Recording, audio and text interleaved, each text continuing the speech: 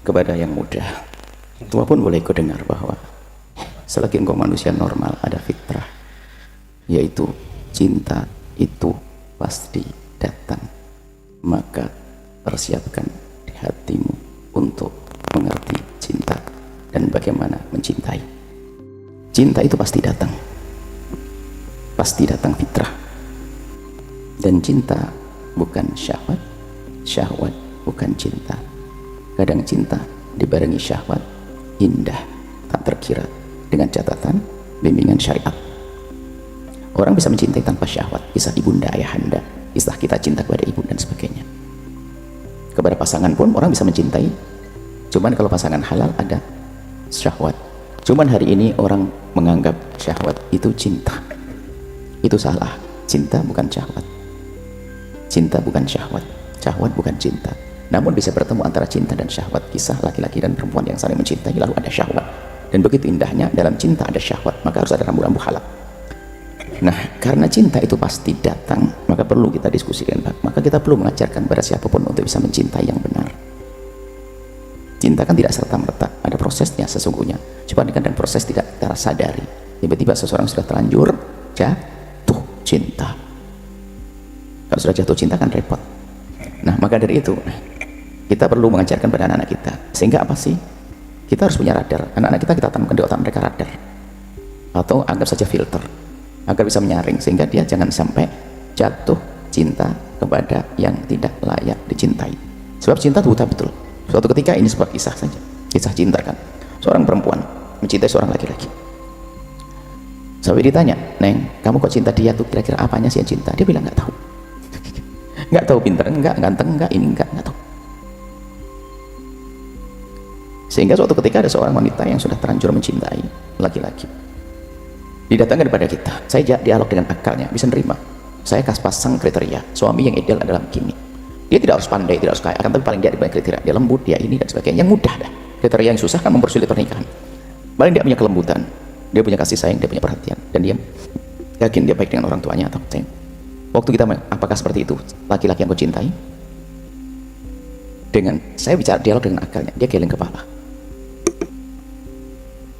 Di saat geleng kepala, ibunya senengnya luar biasa, langsung dipeluk itu anak. Karena sudah bisa Buya fahamkan dengan akalnya, dia bisa geleng kepala bahasanya yang dicintai adalah tidak sesuai dengan tadi. Cuman gula Jawa rasa coklat. Ujungnya ngomong apa? Buya, iya kenapa Soleha? Kan semua orang bisa berubah. Repot ini. Itulah makanya jangan buru-buru menjatuhkan hati. Tadi kan Buya sampaikan, jika ada yang mengetuk hatimu, jangan izinkan hatimu membuka akalmu, biar akalmu yang membukanya. Renungi dia, betul enggak? Nah, sehingga kemudian karena cinta gabungan cinta rasional dan ada fitrah di dalam hatimu, maka jadilah bercinta dengan cara bercintanya orang cerdas. Dia meninggal, apakah di saat engkau berlarut-larut dalam kesedihan lalu dia hidup lagi? Enggak kan? Dan kita punya iman, kita doakan dengan doa kebaikan. Akan tapi dalam hidupmu tidak hanya urusan cinta, kamu punya syahwat, urusan pribadi. Maka berusahalah untuk mencari yang halal.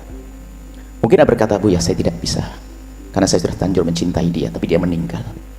Akan tapi oke lah, menikahlah engkau dengan orang yang layak kau cintai, biarpun kamu belum punya cinta. Kriteria pasang dulu, dia begini. Dan memang hendaknya kalau ingin menikah jangan cinta dulu, pada hakikatnya kan begitu. Yang penting dia layak untuk engkau cintai, baru menikahi dia. Bismillah karena Allah. Sebab kaidahnya sederhana.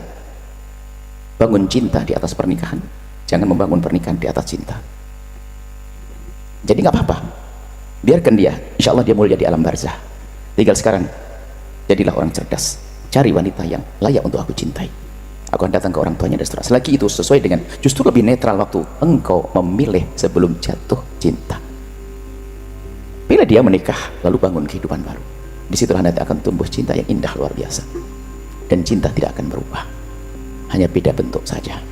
Ini salah satu sebab ekspresi cinta, cari cinta tidak berubah, hanya berubah bentuk.